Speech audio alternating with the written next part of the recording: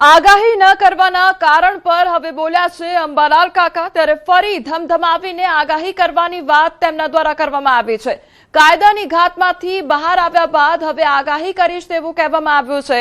તો જયંત પંડ્યાએ કાયદાનું શસ્ત્ર લીધું છે અને મારે કાયદાને માન આપવું પડે તેવી વાત પણ અંબાલાલ કાકા દ્વારા કરવામાં આવી છે।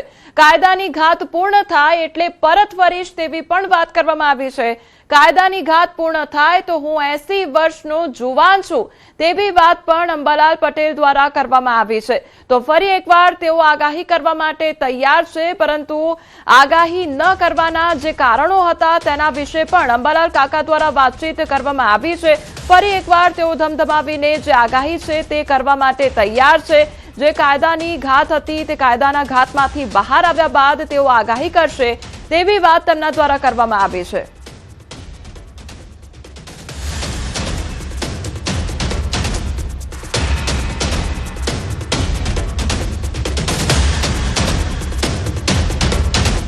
તો આપણી સાથે હવામાન નિષ્ણાંત અંબાલાલ કાકા જોડાઈ ગયા છે। અંબાલાલ કાકા, સૌથી પહેલા તો આપનું ન્યૂઝ 18 ગુજરાતીમાં સ્વાગત છે। હવે કાકા, પહેલા તમારા દ્વારા એવી વાત કરવામાં આવી હતી કે આગાહી નહીં કરવામાં આવે અને હવે ફરી એકવાર તમે તૈયાર છો આગાહી કરવા માટે। આ કારણો શું હતા આની પાછળના?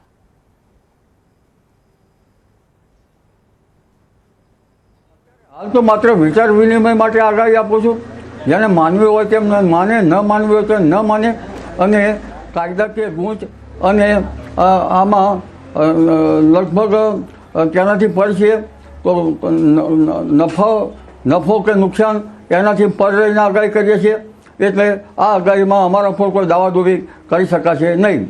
આ તો માત્ર વિચાર વિનિમય માટે છે અને આ આગાહીના સાથે સરખામણીમાં છે અર્વાચીન ટેક્નિકલ ઉપલબ્ધિ અને એની સાથે પરંપરાગત જ્ઞાન। આ રીતે અમે આગાહી કરીએ છીએ।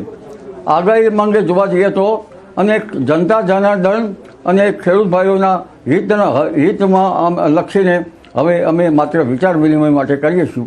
જ્યારે આ કાયદાકીય ગૂંચનો અમે અભ્યાસ કરી રહ્યા છીએ। જો કે ડિબેટમાં અમને જાણવા મળ્યું છે કે આગાહી કરી શકાય। આમ છતાં આ ડિબેટમાં કોઈ હોશિયાર વકીલ અંદર ડિબેટમાં હશે તો વધુ જાણવા મળશે।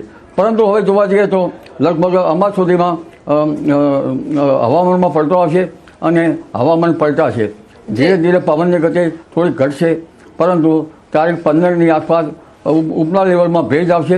ઉપલા લેવલનો ભેજ હોય તો જ વરસાદ આવે, કારણ કે નીચલા લેવલમાં ભેજ તો હોય પણ હવે ઉપલા લેવલનો ભેજ આવશે અને રથયાત્રાના દિવસે ક્યાંક છાંટાછૂટી થવાની શક્યતા રહે। અમદાવાદના ભાગોમાં છાંટાછૂટી થવાની શક્યતા રહે। પરંતુ જે 13-14ની સિસ્ટમ છે એ સિસ્ટમના કારણે પૂર્વ ભારતમાં વરસાદ થવાની શક્યતા રહે છે। એટલે પૂર્વ ભારતમાં જ્યારે વરસાદ હોય આસામ બાદ ત્યારે ત્યાંનાથી ઉલટી સ્થિતિ સિંધ ભોગવે છે। એ વિરુદ્ધ ખાસિયત ધરાવતા ભાગો છે। એટલે જ્યારે આસામ બાજુ વરસાદ ઓછો હશે ત્યારે પશ્ચિમમાં વરસાદ હશે। પણ બીજી એક સિસ્ટમ 17-18માં બની રહી છે, પરંતુ ત્રીજી સિસ્ટમ 23ની આસપાસ બનશે। એટલે જોવા જઈએ તો 20 તારીખ પછી ગુજરાતમાં સારો વરસાદ આવવાની શક્યતા રહેશે। 22 તારીખ બાદ દક્ષિણ ગુજરાતમાં ભાગોમાં સારો વરસાદ આવવાની શક્યતા છે, કેટલાક ભાગોમાં ભારે વરસાદ આવવાની શક્યતા રહેશે। 24-25 તારીખમાં મુંબઈ મહારાષ્ટ્રના ભાગો વરસાદ આવવાની શક્યતા રહેશે। તારીખ 27 જુલાઈથી 30 જુલાઈમાં લગભગ ગુજરાતના ઘણા ભાગોમાં વરસાદ આવવાની શક્યતા રહેશે। પરંતુ હજુ ઘણા ભાગો જે પશ્ચિમ સૌરાષ્ટ્રના છે એમાં વરસાદ નથી। દ્વારકાના ભાગોમાં વરસાદ નથી, એટલે નહીવત છે। પોરબંદરના ભાગોમાં વરસાદ નથી, નહીવત છે। જામનગરના ભાગોમાં પણ હજુ લાખોટા તળાવ ભરાયું નહીં હોય એવું મારું માનવું છે। એટલે આ ભાગોમાં ઇન્દ્રદેવ થોડાક રૂક્ષા હોય એવું જણાય છે। પરંતુ આ જે 27 કાકા, આપે જે હવામાનને લઈને આગાહી કરી છે અત્યારે હવામાન વિભાગ દ્વારા, અને આ સાથે જે પણ અત્યારે વાતાવરણ જોવા મળી રહ્યું છે તે વિશે આપ આગાહી કરી રહ્યા છો, પરંતુ શું હવે આગામી સમયમાં આ પ્રકારે જે આપ આગાહી કરતા આવ્યા છો તે શું રાબેતા મુજબ યથાવત રહેશે? શું આપ કન્ટિન્યુ કરવાના છો?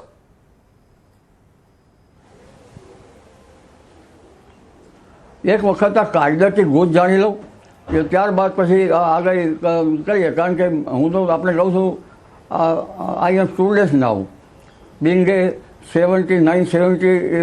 80 years old, I am young now, but a doorman sarpanch આવક નાઉ। એટલે હવે આ જે બાબત છે એમાં કોશેટામાંથી હવે ફૂદું બહાર આવે છે, એટલે અમારામાં ખેતીવાડીમાં ઈંડું ઈયળ કોશેટો ફૂદું, તો કોશેટો ડોરમન્ટ હતો. એટલે હવે ધીરે ધીરે આમાં જોશું, પણ કાયદાકીય ગૂંચમાં અમે થોડાક અંદર જાણવા માગીએ છીએ. પરંતુ આગાહી આપી કે 20 તારીખ પછી ગુજરાતમાં સારો વરસાદ થવાની શક્યતા છે, 22 જુલાઈથી 30 જુલાઈમાં સારો વરસાદ થવાની શક્યતા છે, ઓગસ્ટની શરૂઆતમાં અણધારો વરસાદ થવાની શક્યતા છે. અને આ 20મી તારીખનું પુષ્ય નક્ષત્રનું પાણી, વરસાદી પાણી ખેડૂતો માટે સારું રહેશે. 3 ઓગસ્ટમાં આશ્લેષા નક્ષત્રનું પાણી સારું ગણાતું નથી, એટલે વરાપ થઈ કૃષિ કાર્યો કરવા સારા રહે. જી કાકા, જેમ આપ આગાહી કરવા માટે તૈયાર છો, તેમ સામે કેટલાક લોકો પણ એવા તૈયાર છે કે જે આપને પડકાર આપી રહ્યા છે, આગાહીને લઈને અનેક સવાલો કરી રહ્યા છે, કાયદાનું શસ્ત્ર ઉગામી રહ્યા છે. તો શું અંબાલાલ કાકા તેમની સામે તૈયાર છે ખરી કાયદાકીય શસ્ત્ર ઉઠાવવા માટે?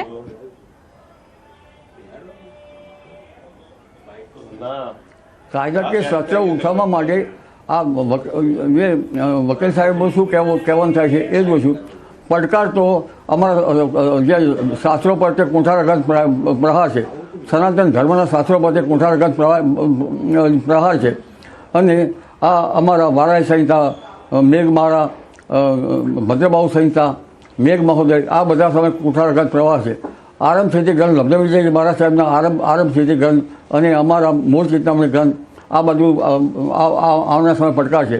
અત્યારે જ્યોતિષના વર્ગો જે ચાલી રહ્યા છે તેના સામે આ પડકાર છે.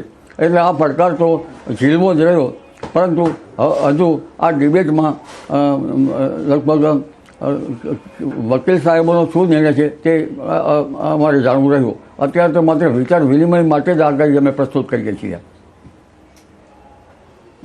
તમે આગાહી કરવા માટે તૈયાર છો, બીજી તરફ જે પડકારો મળી રહ્યા છે તેના માટે પણ આપ તૈયાર છો. એટલે સૌથી પહેલા તો એ જાણવા માંગીશ કે જ્યારે જ્યારે આવી બધી વાતો સામે આવતી હોય છે ત્યારે તેનો સામનો અંબાલાલ કાકા, પછી હવામાન નિષ્ણાંત તરીકે આપ કેવી રીતે કરો છો? કારણ કે વાતો પણ એટલી જ સાંભળવા મળતી હોય છે.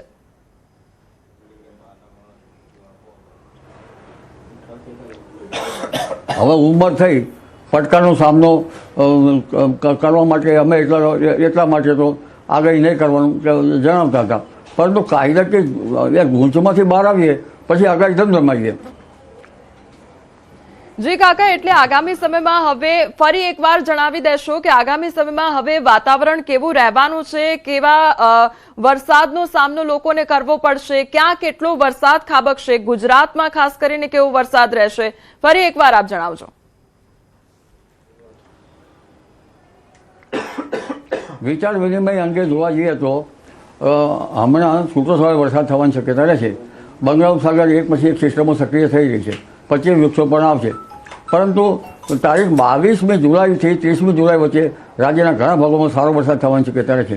સૌરાષ્ટ્રના ભાગોમાં પણ વરસાદ થવાની શક્યતા રહે છે, ઉત્તર પૂર્વ ગુજરાતના ભાગોમાં પણ વરસાદ થવાની શક્યતા રહે છે, મધ્ય ગુજરાતના ભાગોમાં પણ વરસાદ થવાની શક્યતા રહે છે. એટલે 22 જુલાઈથી 30મી જુલાઈ અને ઓગસ્ટની શરૂઆતમાં અણધાર્યો વરસાદ થવાની શક્યતા રહે છે. આ માત્ર સરખામણી છે. આધુનિક ઉપલબ્ધિનું જ્ઞાન, આધુનિક જ્ઞાન છે, ટેકનોલોજીનું જ્ઞાન છે, અને ત્યાંની સાથે સરખામણીનું જ્ઞાન છે.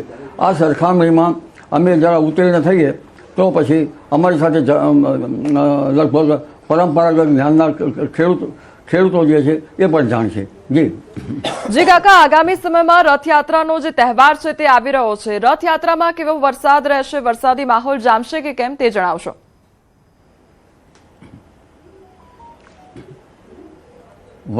રથયાત્રાના દિવસે છાંટાછૂટી થવાની શક્યતા રહે છે, ક્યાંક ઝાપટા પડવાની શક્યતા રહે છે. અમદાવાદમાં પણ હવામાન પડતા છે, હવામાન તો આજથી જ પડતા છે. જી કાકા, આ વખતે ચોમાસું જે છે તે ખૂબ મોડું આવ્યું છે, એટલે આગામી સમયમાં કેવું રહેશે ચોમાસું? શું ચોમાસું આ વખતે લાંબુ ચાલવાનું છે કે કયા પ્રકારનું વાતાવરણ રહેશે? આ વખતે ચોમાસું મોડું જ આવવાનું હતું, કારણ કે પરંપરાગત જ્ઞાન પ્રમાણે જોવા જઈએ તો રોહિણી નક્ષત્રનો 3જો પાયો બગડ્યો હતો. એટલે જો પહેલો પાયો બગડ્યો હોય એમાં 4 પાયા કાઢવાનું. પહેલો પાયો બગડ્યો હોત તો 72 કાઢે, પણ એમાંથી થોડા દિવસ ઓછા થાય. એટલે અને આ વખતે વનસ્પતિજન્ય બાબતો અને જે જળચર પ્રાણીઓ, નભચર પ્રાણીઓ અને અન્ય પ્રાણીઓ પણ એની ચેષ્ટા બતાવતા નહોતા. એટલે જે રોહિણી નક્ષત્રનો પાયો બગડે તો વાયુનું ફૂંકાઈને વરસાદ મોડો આવે.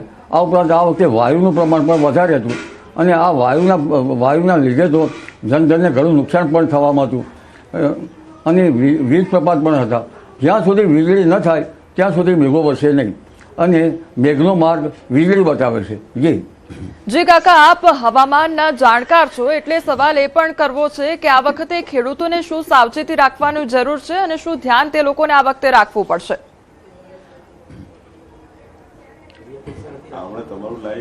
આ વખતે ઇવોલ્યુટેડ અલનીનોને કંઈ ને કંઈ ઘાલમે તો જણાય જ છે. એટલે જ્યારે વચ્ચે ચોમાસામાં બ્રેક કરવાની છે તે હમણાં અમે બ્રેક જ આપ્યો હતો ને કે વરાપ થશે. એટલે જ્યારે બ્રેક ચોમાસામાં આવે ત્યારે ખેડૂત ભાઈઓએ પિયત વ્યવસ્થાપન કરવું સારું રહે અને જ્યારે પવન ફૂંકાતો હોય તો ભેજને ઉડાડી મૂકે ત્યારે વળી પિયત વ્યવસ્થાપન કરવું સારું રહે. એટલે અલનીનોની ખાસ અસર તો ઓગસ્ટથી સપ્ટેમ્બરમાં ઘાતક જણાશે. આમ છતાં મેડિન જુલિયન ઓસિલેશન એમજેઓની દસ્તક હિન્દ મહાસાગરમાં થવાની શક્યતા છે. જી કાકા, આપના જે દર્શકો છે તે આપને જોઈ રહ્યા છે એટલે એક વાત એ પણ આપની મૂકી દો, કારણ કે આપના દ્વારા એવી જાહેરાત કરવામાં આવી હતી કે આગાહી નહીં કરવામાં આવે અને ત્યારબાદ હવે કહેવામાં આવ્યું છે કે હવે આગામી સમયમાં આગાહી કરવામાં આવશે. એટલે આપના જે દર્શકો જે જોઈ રહ્યા છે તેમને આપ શું કહેશો કે હવે કાકા તૈયાર છે આગાહી કરવા માટે? આગાહી કરવા માટે તો તૈયાર છીએ પણ કાયદા કે ગુજ છે કે અત્યારે જે આગાહી આપીએ છીએ માત્ર વિચાર વિનિમય માટે આપીએ છીએ. જેને માનવું હોય એને માને અને ન માનવું હોય ન માને. અમારા માટે ખેડૂતોનું હિત અગત્યનું છે. જનતા જનાર્દન અમારા માટે સર્વોપરી છે અને એટલા માટે અમે આગાહી આપીએ છીએ. પરંતુ અમે ઘણા કામ કરતા હોઈએ છીએ. અમારે ખેડૂતની ભાષામાં તો અમે ખેતરમાં જઈએ તો ગાડું લઈને ગયા ત્યારે ઉબેટ વચમાં આવે. એટલે એ ઉબેટ છે ને એ ઉબેટને અમારે ધીરે ધીરે દૂર તો કરવી પડે. એટલે કાંટાળો વાર તો કાંટો વાગે, આ બધું થાય. પણ આ ઉબેટોને તમને ખ્યાલ છે? આપ તો ખેતીવાડીના કંઈક જાણકાર હશો. જી જી કાકા, એટલે ખેડૂતોને પણ અત્યારે ધ્યાન રાખવાની જરૂર છે ને એટલા માટે જ આપ બધી આગાહી કરતા હોવ છો. આપ અમારી સાથે જોડાયા અને વાત કરી તે બદલ આપનો ખૂબ ખૂબ આભાર. તો આ હતા અંબાલાલ કાકા કે જેમના દ્વારા હવે આગામી સમયમાં જે આગાહી છે તે કરવામાં આવશે તેવી વાત છે તેમના દ્વારા કરવામાં આવી છે. જેને તે આગાહીમાં વિશ્વાસ હોય તે આગાહી માને.